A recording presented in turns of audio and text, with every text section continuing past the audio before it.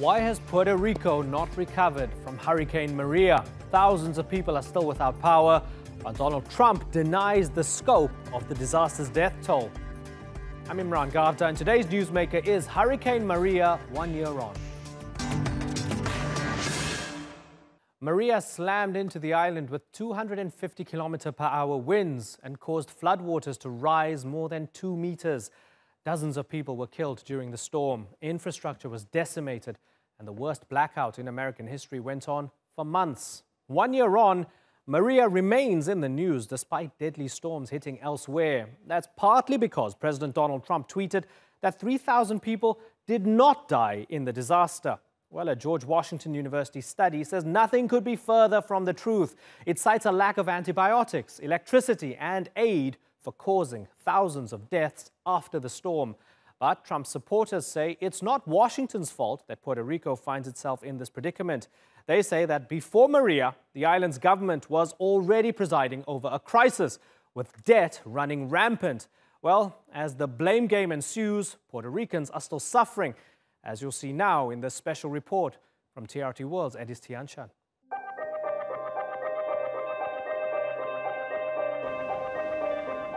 One year ago, Hurricane Maria plunged this island into darkness.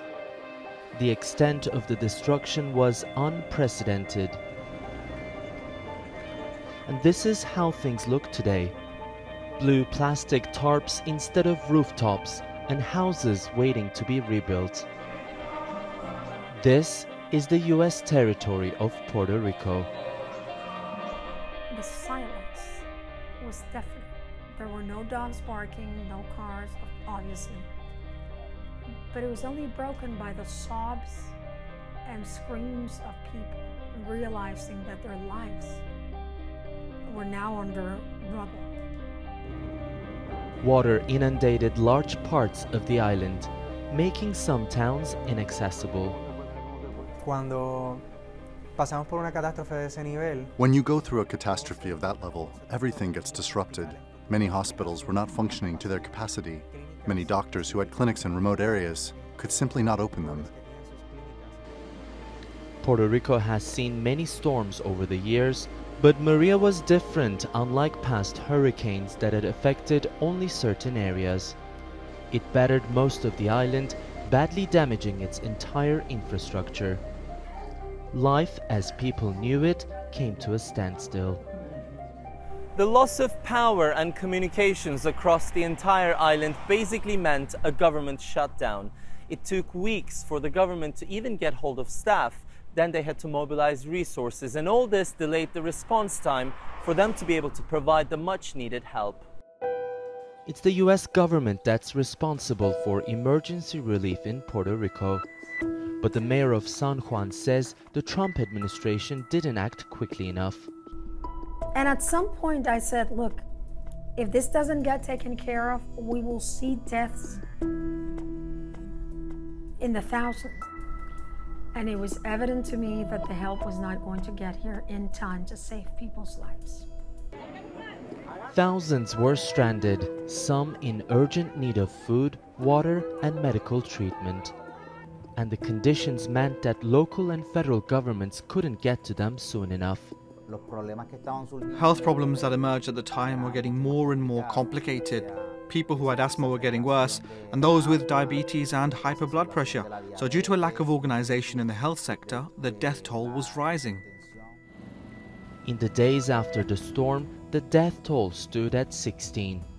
Every death is a horror, but if you look at a real catastrophe like Katrina, and you look at the tremendous hundreds and hundreds and hundreds of people that died.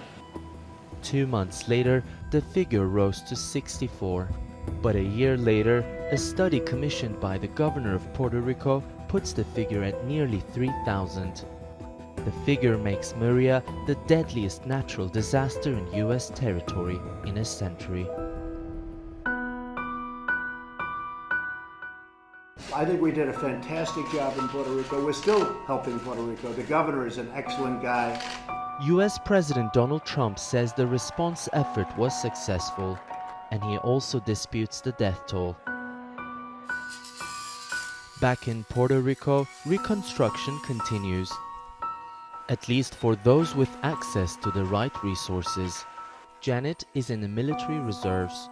She was deployed to help in the aftermath of the hurricane, but she couldn't get the help she needed to get her own house fixed. I went to the FEMA office and it was a waste of time because they say that they will help you, but in reality, they don't. Without help from the US, her community helped her begin to rebuild. Amarilis was a teacher, but she quit her job when she realized that months after the hurricane, many of her students were still homeless. So she founded Toldos Pa Mi Gente, which translates to Tarps for My People. It's a grassroots NGO that collects donations and trains local people in construction skills. Can you imagine 250,000 homes without a roof? I still do not see a recovery plan, you know, something organized. It's been a year and you see things are almost the same. If you look around this neighborhood and much of the island, you see blue plastic temporary covers over many houses, an indication that billions of dollars of aid still hasn't reached everyone in need. The US Federal Emergency Management Agency is channeling the bulk of aid money through large contractors, mostly from the US. But the funds haven't trickled down to those who need them. We've just achieved stability. We haven't really moved into the permanent work of recovery. And this is where, you know, everybody wants to move fast. There's no doubt about it. But we want speed, not haste. We have to be deliberate. We have to think this through. The governor's plan that came out, the 180-day plan, is an excellent piece of work. And while the government has a plan, for Puerto Ricans, time is ticking.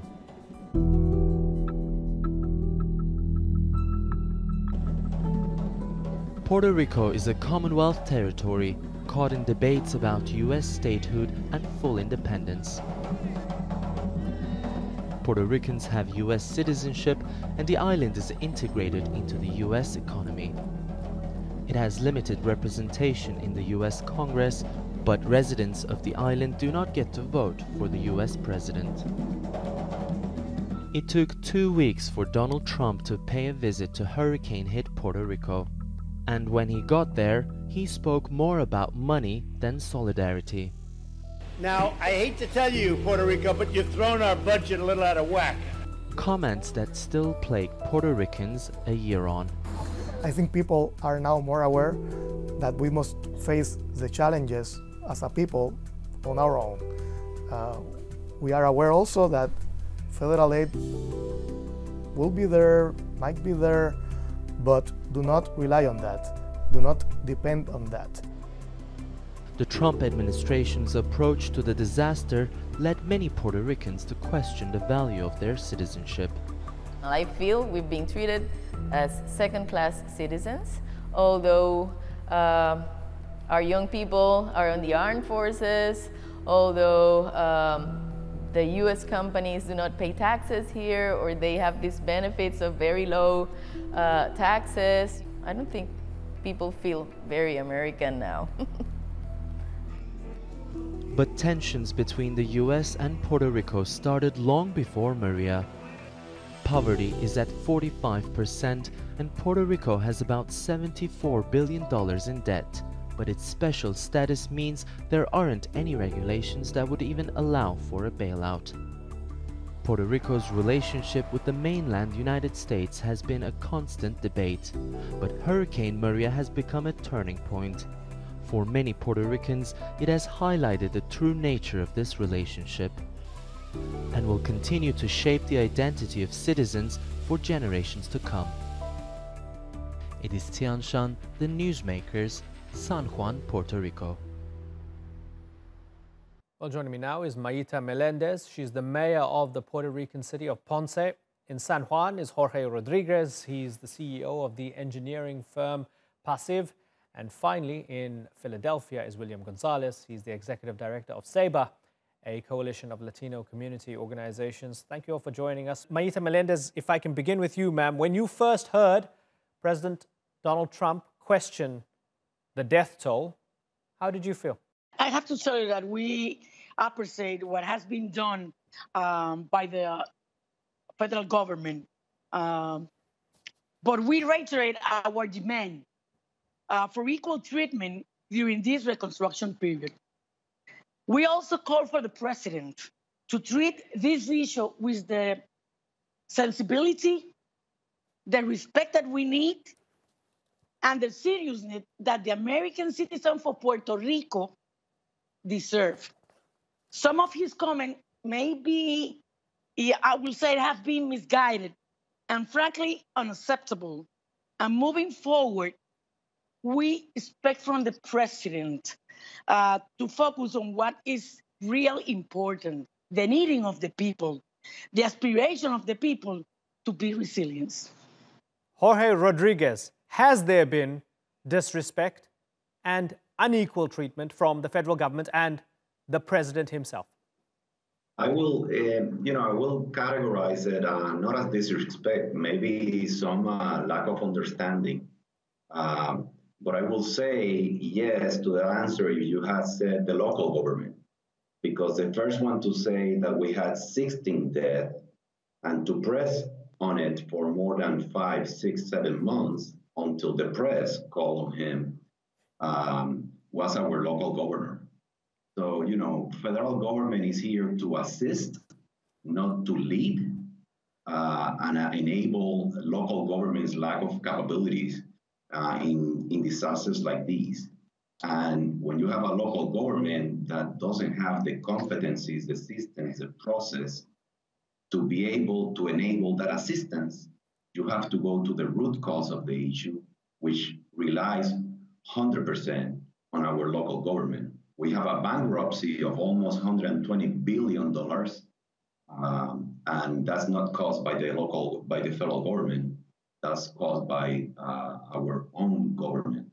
Maite, Mayor Maite Melendez. Yes. The lack of capability and competence from the local government, that's where Jorge sees the true blame lying. Your response to that? No. I will say there are certain things that we were not prepared. We were not prepared for a disaster like this. That's the truth. I'm sorry, that's the truth.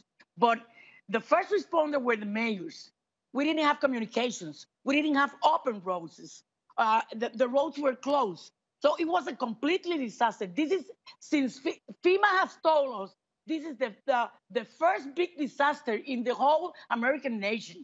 So if we were not prepared to that kind of disaster, there will be some misleading of doing things. But we, the mayors, take care of the people as soon as we get there. Now, just right now, I have in my community, in Ponce, a group of churches, a group of parts of the community, more than 654 people that are being training in different kinds of response to a disaster. In KP4, that's a way of communication, by radio, also in doing information and doing the first response things for the people in each community. I have 300 communities, but I would not say it's the fault of the local government. The local government did what they can at that time. Okay, hold on for a second, Jorge. Yes. Jorge, hold on for a second. I'm going to give you a chance to respond, but I want to bring in William Gonzalez before I do that. So, William, 1 year on, tremendously violent storm, a lot of destruction, a lot of death, and it's quite likely, based on the best available evidence, that it's closer to the 3,000 number than the number the president insists on. As the blame game ensues, who is closer to the truth, William? I mean, it's obvious. The data is clear, and fortunately, the U.S. government is bigger than the president, and this data hopefully will be used to prepare for the next disasters that are about to come. You know, we start in terms of data as to climate change, which for political reasons, some people say is a hoax. But, you know, there are elements, luckily, in Congress and the federal government that are serious about this and look into this. Could FEMA have been better prepared? Yes. Could the infrastructure of Puerto Rico be better prepared? Yes. I mean, there's a long standing challenges that continue to this day and that were there before Maria. We just hope that the data, all that we learned from Maria, is applied for future policies, and also we hope that Congress kind of take a deep dive into this. So we believe that there should be kind of some hearings, especially about Puerto Rico, and look at ways for Puerto Rico to recover not only from the storm but economically, with things like the Jones Act, which limits shipping to the island. Right. Jorge, you want to address Mayor Mayita Melendez directly. Go ahead. We are an engineering firm with about 60 engineers. By the weekend, we were up and running. By Monday, we had power, satellite phones, Wi-Fi, cell phone signal. We are just servicing the pharmaceuticals in Puerto Rico. We're not engaging on addressing the needs of our society, on our residents. So the question is, why does any mayor, no mayor, because we gave them satellite phones, why no mayor had satellite phones, knowing that they're going to face a disaster? And like that, why they didn't have many other of the basics that we in the private sector have it immediately? I don't need a category 4 to know that I'm in the hurricane alley. And when the hurricane comes, I'm going to need all that to serve clients. I'm not talking even to serve civilians. Okay, so Mayor Melendez, does the man make a point? You were unprepared. That's a fact, right? No. Let me tell you this. Let me tell you, we have the satellite phone. I have satellite phone for 4 years. For 4 years. Every mayor have a satellite phone. But satellite phone didn't function because there was raining. There was winds blowing. We didn't have communication. If I have to use a satellite phone, I have to go out. And the person I was calling through have to be out also.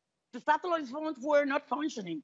That's one of the things. The other thing, I know that we have been, without the federal government, without the people from the state, without the people from communities, the churches, without the people from the private sector, we cannot do it alone. Right. That's the truth. Okay. That's the truth. That's interesting. We need help. Okay, so Jorge. And thanks God, they appeared. Right. Jorge, let me ask you a little bit about tone, right? I'm going to step back for a second now. And you make legitimate points, and I think there's a long timeline of many issues that the local government could have been better at, and it probably isn't the the best run place on the planet, right? Granted. But talking about tone, talking about the fact that the president seems to treat Puerto Rico with contempt, both at the time and even now 1 year on, the denial of the death toll, right? The way he talks about it, it's all about him being right and vindicated. Surely you must agree that that's hardly the most encouraging thing, not only for the people of Puerto Rico who had to go through this terrible storm and its aftermath, but for the country as a whole as well. You would accept that it's wrong for the president to treat Puerto Rico with such contempt. Do you accept that?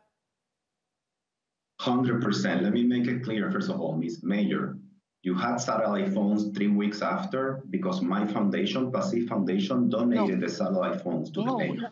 But besides that, going back to the question, I totally agree. I lived in the States for many years. I work in the States. I have offices in the States. It is true that we are based from a Latin culture. We are a territory, and we are seen different as U.S. citizens by continental U.S. in many ways.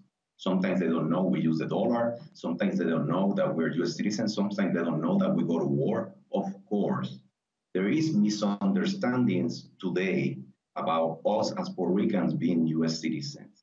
And certainly Trump would have handled this much more and face it, with definitely more candor and more empathy, But that happens not only with him, it happens with many people from continental U.S., which I'm not going to justify. It's probably reasonable to know that we are, an island away from them. We have a different culture, and we have not done on both sides a good effort or intimating with one another. Okay, Mayita Melendez, even though Trump disrespected you, and even though you don't feel as if they gave their maximum political support, did FEMA do the best job that it could do? Because those people are not the president. Those people weren't making any statements. They were trying to help.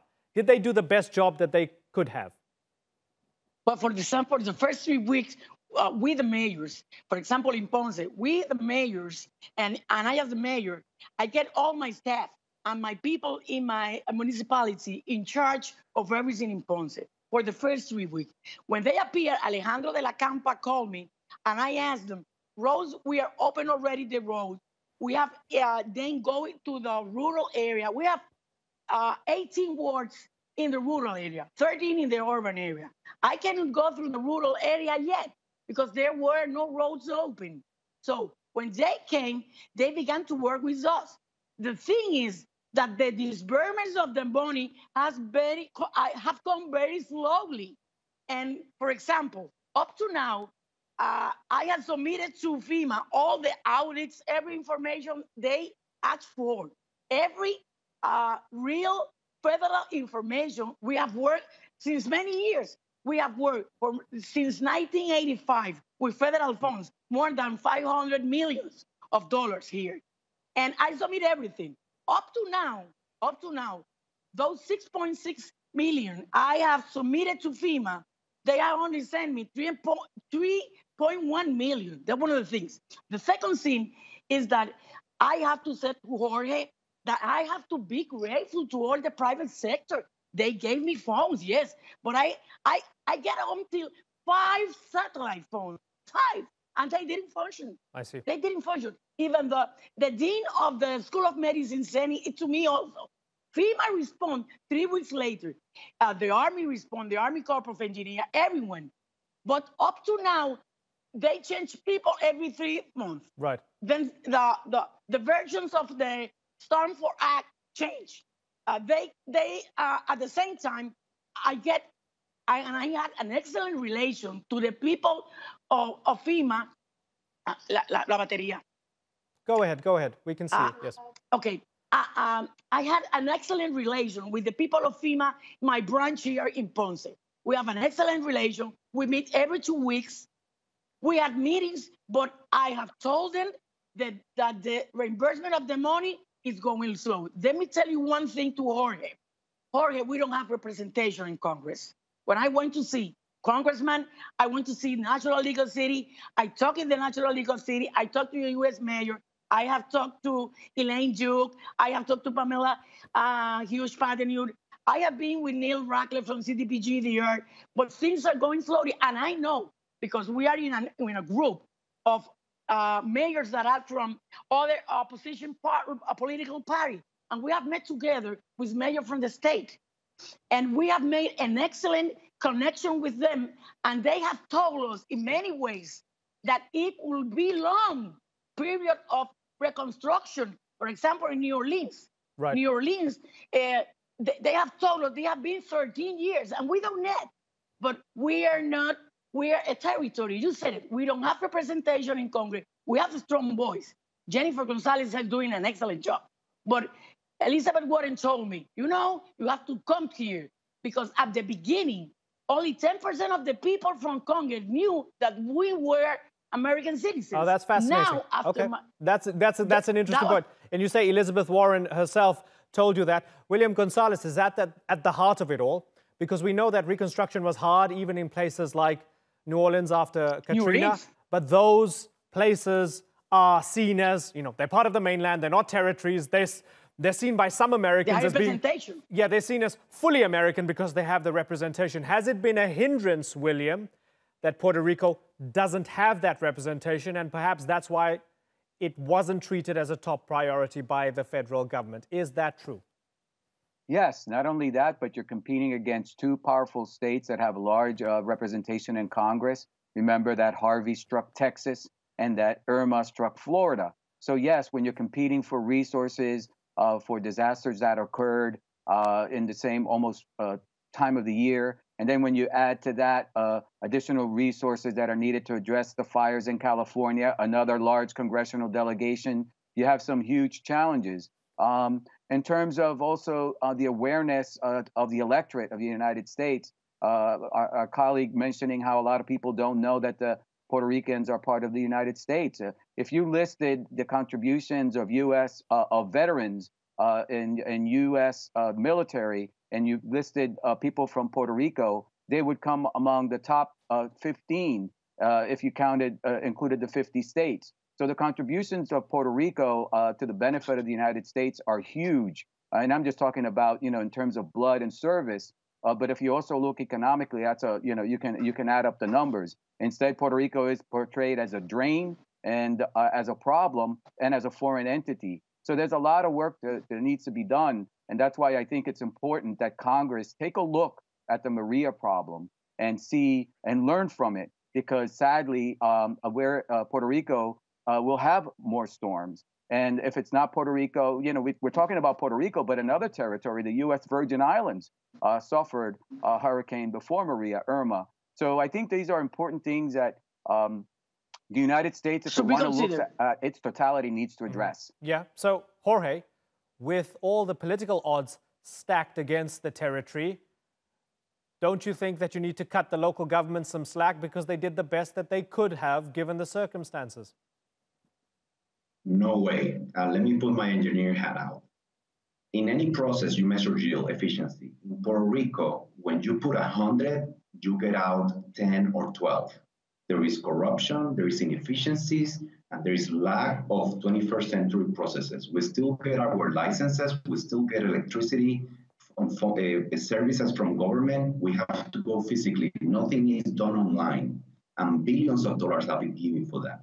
So you got to take a step back and say, for 35 years, we have not implemented systems, processes, and structures to give you efficiency. Now, that draws bankruptcy, right? 120 billion. All of a sudden, we get a hurricane. FEMA comes in, federal government comes in, and they're understanding that we have systems and processes where if I put, instead of 100, I put 1,000, I'm going to get, instead of 90, I get 950. Guess what? If you put 1,000 in a bad system, inefficient, you're going to clog it. And that's exactly what happened. Our systems and processes are not up to date. So you cannot just come in and put more into it to get more out. It gets clogged. And the clogging, the inefficiencies have been done by 30 to 35 years of corruption and inefficiency at our local government level. I have to address that issue, which I control, before I can address issues of how efficient they were at the federal level. Maita Melendez, even though you had the political odds stacked against you, even though the president said terrible things about you, even though you didn't get all the help that you wanted, is it a fair argument that you have to put your own house in order first? But let me tell you this. This is a process. Corruption is in all of the world. Corruption is not only in Puerto Rico, one of the things.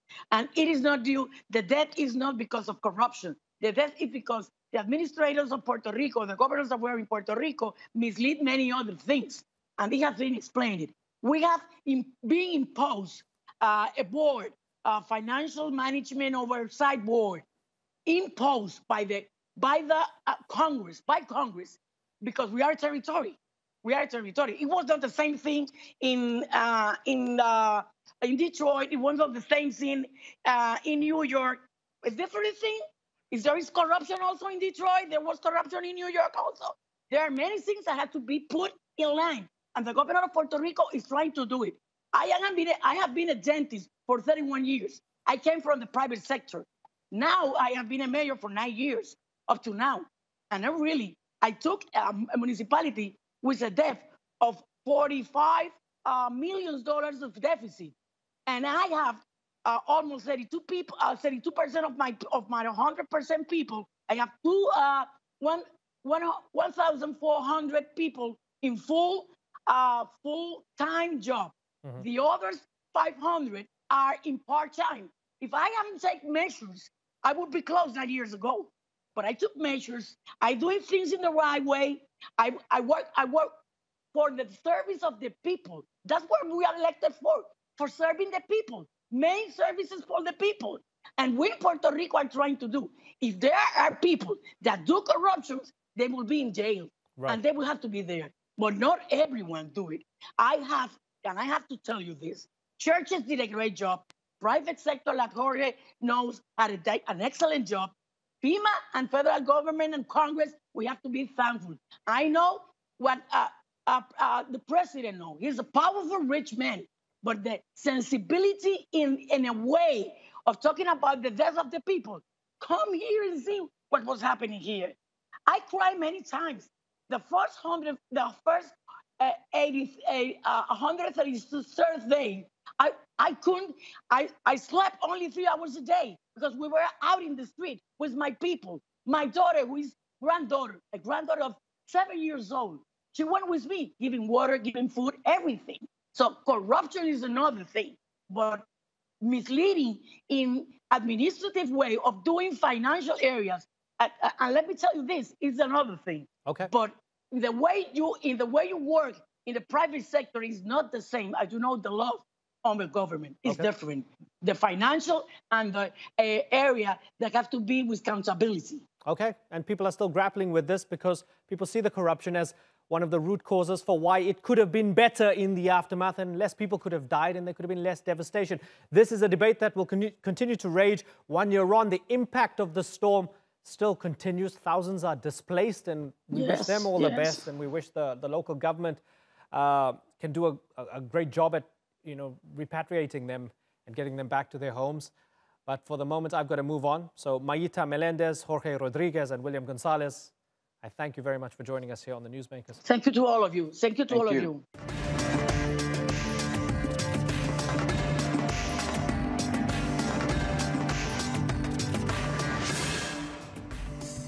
Coming up on the program, the U.S. plays hardball with the International Criminal Court, threatening sanctions over the prosecution of American soldiers.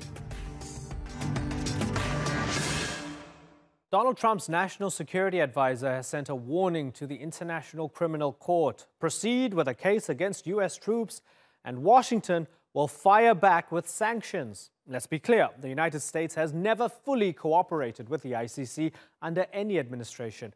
But as the court begins to look into accusations that U.S. armed forces and the CIA might have committed war crimes in Afghanistan, Trump's people are upping the ante. Shoaib Hassan has more.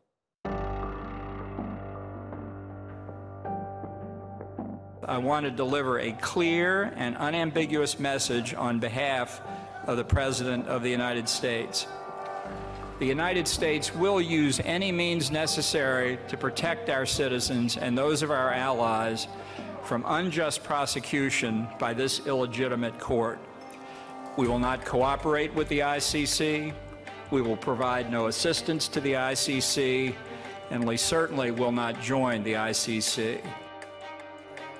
Another defiant move from Donald Trump's America First administration.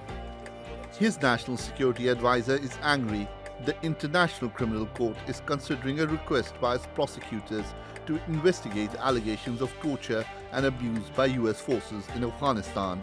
The request was made in 2017 after a report by the court found reasonable evidence to believe torture had taken place in secret detention sites across the country.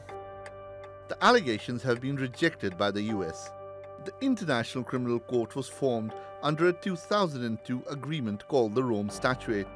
Among the first countries to sign it was the United States, and since then it's been ratified by 123 countries. But the United States is not one of them, neither are Russia, China, India or Israel. All of them say the court infringes on their national security and sovereignty. The court in The Hague says it's only following its mandate, which includes the prosecution of those involved in genocide, war crimes, and crimes against humanity. The Afghan investigation is not the only reason the US is angry at the court. It's also calling for the end of an investigation into alleged Israeli war crimes against Palestinians. The US State Department has already closed down the Palestinian Liberation Organization office in Washington for championing the investigation.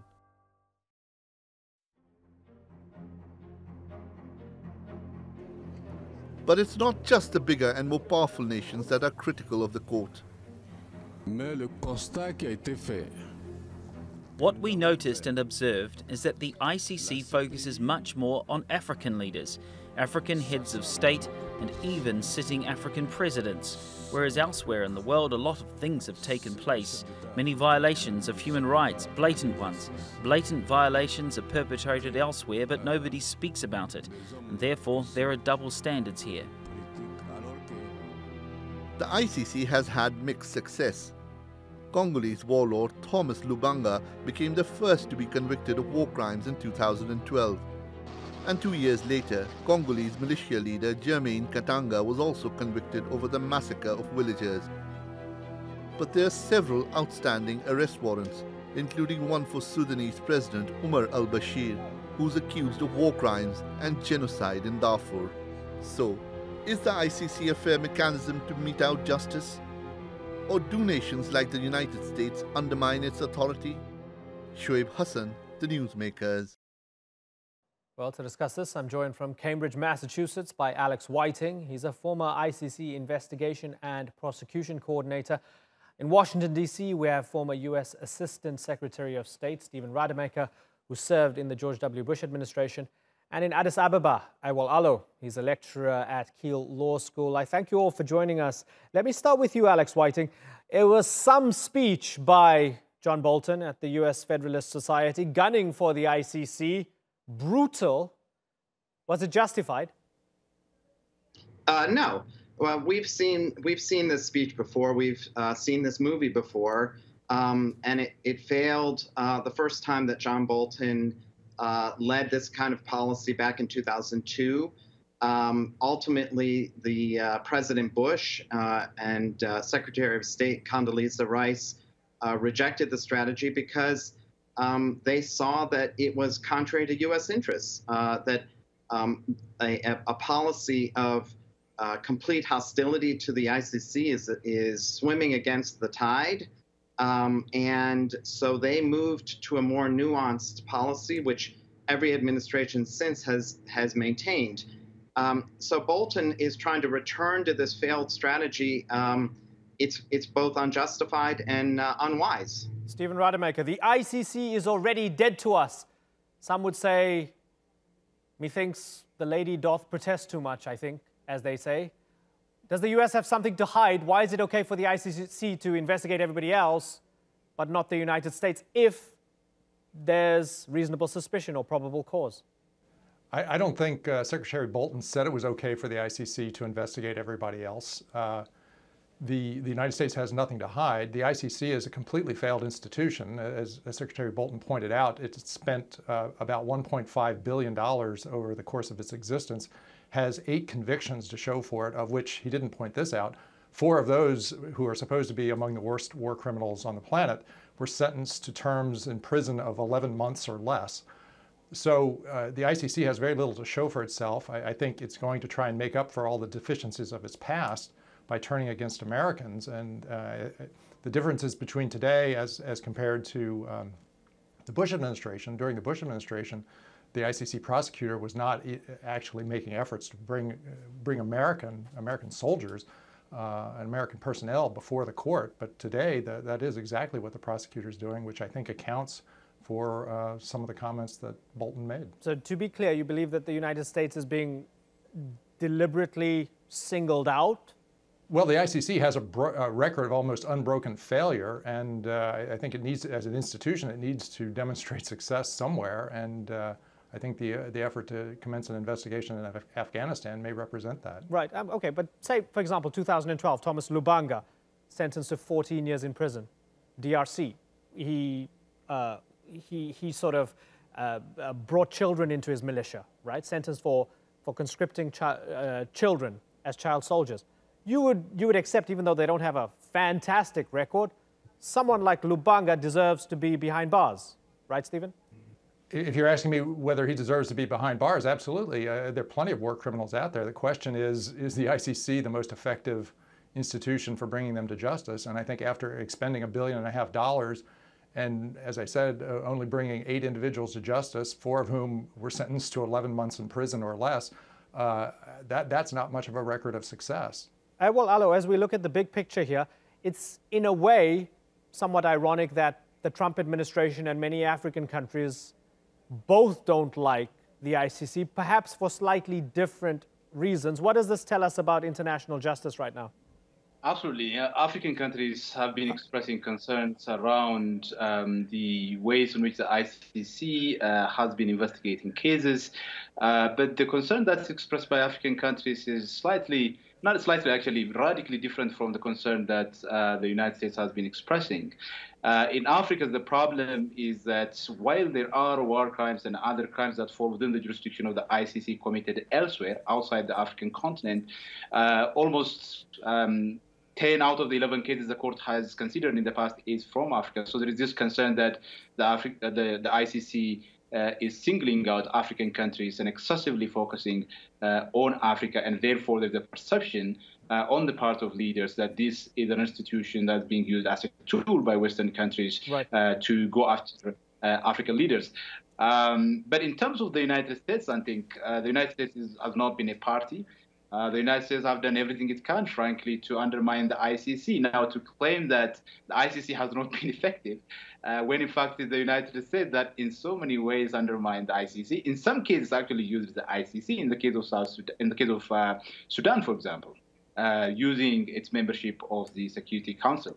That is slightly ironic to me, just as, for example, the claims of African countries is somewhat a bit exaggerated. Okay, so Alex Whiting, whether the kind of support or the parallel with the African countries right now from Bolton and the Trump administration by saying, well, the ICC doesn't work, it only singles out African countries and it doesn't have a great track record, whether that is disingenuous or not, at the moment the US and many African countries are on the same page. Don't they have a point, at least from the perspective that the ICC hasn't worked very well? The US did not ratify the Rome Statute in 2002. And if there is a case to be heard vis-a-vis Afghanistan, why doesn't the Afghan government just bring it up directly with the United States? Why do you have to bring in a faulty institution like the ICC to have a look? Well, I think it's vastly overstating the case to say that the ICC is a failed institution. It's a very new institution. It's been at it for only 16 years to develop this kind of a project, a new court that has international scope. That's the blink of an eye. And in fact, in that time, it has had 8 convictions. There are 4 defendants who are currently on trial. There's another one waiting trial. There's 14 arrest warrants that are pending. The court is investigating in 9 different countries. And the measure of the success of the court is not these numbers ultimately. It's what it does to shape the conversation and the conduct of states. And I think there's plenty of evidence that that states and individual leaders are paying a lot of attention to the court, namely John Bolton, and are thinking about what the court stands for, and the court is shaping the conversation and both and also the practices of countries with respect to the conduct in war. With respect to the jurisdiction in Afghanistan and the fact that the United States is not a state party, that's true. It's not a state party, and it has no legal obligation to cooperate with the court. However, Afghanistan is a state party, and the crimes that are alleged occurred on the territory of Afghanistan. And there's no legal problem. Afghanistan has joined the court, has ceded some of its jurisdiction to the court. And so if the cases are not prosecuted in Afghanistan, which they haven't been, the court has legal authority to proceed on those cases. The court has not been eager, as Stephen suggests, to go after the United States. It has really dragged its feet because it's not likely to succeed on these cases. It has not targeted the United States, not rushed to do these cases. These are cases from 2002 to 2003. Right, Stephen, so let me bring in Stephen. Stephen, this is it's an almost hypothetical question because it's all based on the ICC's prosecutor, Fatou Bensouda, suggesting that this could happen, right? And as Awal Allo said, if anything, it's the African countries that have a case to be made that the court has been eager to go after them. Where's the evidence that the ICC is trying to sort of balance the books here by going after the United States? Well, the prosecutors asked for authority to go after the United States. So, I mean, that's the source of the concern. And I do think it's correct to say that the pressure being brought to by African governments, which is well-founded. I mean, they have a case to make that this is basically a Europe-based institution that's trying to bring European justice to bear in Africa. I mean, that all of the cases that have been before the court so far have involved Africans, which has led to questions in Africa about what kind of post-colonial or neo-colonial imposition this court is, and that is a problem for the court. Will the court seek to compensate for that by finding high-profile Western defendants, for example, Americans protecting U.S. national interests in Afghanistan, to try and make them examples and try and answer the concern that the court is only bringing alleged war criminals to justice in Africa? Certainly. I think that was part of Bolton's concern. Right, but reading the transcript of his speech very closely, what was interesting is that he wasn't quite talking about the fact that there's this overwhelming appetite from the ICC to go after the United States. Built into it, more so, was the fact that Bolton was absolutely convinced that we don't commit crimes. We don't do this. Since 9/11, we're fighting a just cause, and they want to come after us and our allies. It's a little bit convenient to believe that you've done nothing wrong, and that seems to be where John Bolton's coming from, right? I don't think that's where Bolton's coming from at all. And I don't think any American would assert that during the course of armed conflicts, American soldiers never commit crimes. What American officials would contend is that we have our own legal system. We have systems of accountability. We bring American officers, American soldiers who commit war crimes to justice within the American system. The ICC was supposed to take that into account. There was this principle embedded in the Rome Statute called complementarity, and supporters of the court always assured America that it never had anything to worry about because the principle of complementarity embedded in the Rome Statute ensured that no American would ever be prosecuted because America would bring its war criminals to justice. But we're seeing in Afghanistan that this so-called principle of complementarity has no meaning whatsoever in the eyes of the prosecutor. Alex Whiting, does the U.S. system have enough strength? Is it robust enough in order for the United States to investigate its own potential or possible atrocities that might have taken place? The United States has a terrific track record of prosecuting its own soldiers, and ordinarily and in principle, the United States should have nothing to worry about. The problem here is, and it's the looming problem, is torture. That in 2002, 2003, the government sanctioned interrogation techniques that indisputably amounted to torture, and I doubt that Stephen would dispute that. Those cases, there have been investigations. There's been correction of those practices, both in the Bush administration and in the Obama administration, but there have not been prosecutions, and that's the problem. Stephen, we saw the revelations of the McCain-Feinstein investigation, the Senate investigation, what many people call the torture report. Doesn't Alex make a point that this would help bring about smoother justice for torture that might have taken place? Well, if he's arguing that America needs the help of the International Criminal Court to bring American soldiers, American officials to justice, he's certainly entitled to make that argument, but I think it is precisely that argument that concerns Secretary Bolton, and I believe most Americans. I think most Americans would disagree with the proposition that our system of justice in this country is so broken that we need the assistance of the International Criminal Court to come in and hold Americans accountable for violations of international legal norms. I don't know if Professor Whiting is suggesting that he thinks that we need that kind of help, but I'm astonished if that's his position. Alex, I'm not making that argument. I'm not making the argument that we need that help, that we can't do it on our own. What I'm saying is that we are in this predicament with the International Criminal Court because of the problem of torture. Now, the Obama administration did not join the court. There's no administration that is at present going to join the court. And I'm not suggesting that that would be wise at this stage. However, that's a very different thing than an all-out assault on the principle of international criminal justice and on the International Criminal Court. We can choose to not be in the court, but still cooperate with it and still have a constructive relationship and not abandon international criminal justice altogether. Okay, and talking about international criminal justice in the big picture, Awal Alo, we saw South Africa threatening to leave the ICC because they felt that the ICC was twisting their arm in trying to force them to arrest Omar al-Bashir because the ICC had, charged and wanted Omar al-Bashir to face justice in The Hague. South Africa did not do that. They didn't arrest the Sudanese president. So we have that with the South Africans. We have this with the Trump administration now. Are we seeing less appetite around the world for people, for countries to want to play ball with the ICC? Are we seeing less respect for the institution?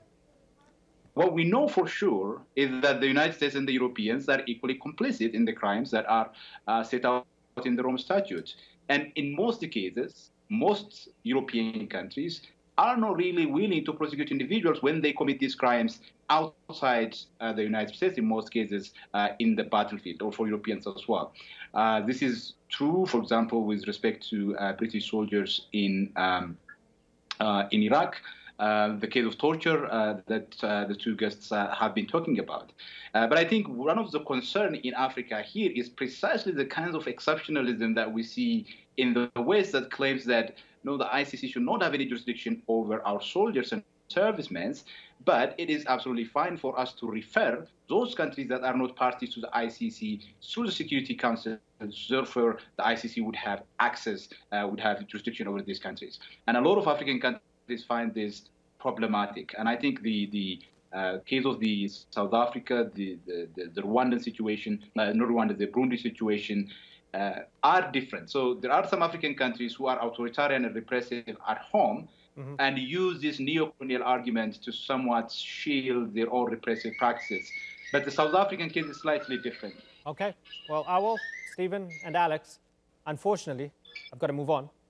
But I'd like to thank you all for joining us here on the Newsmakers. Alex Whiting, Stephen Rademacher, and Awal Alo.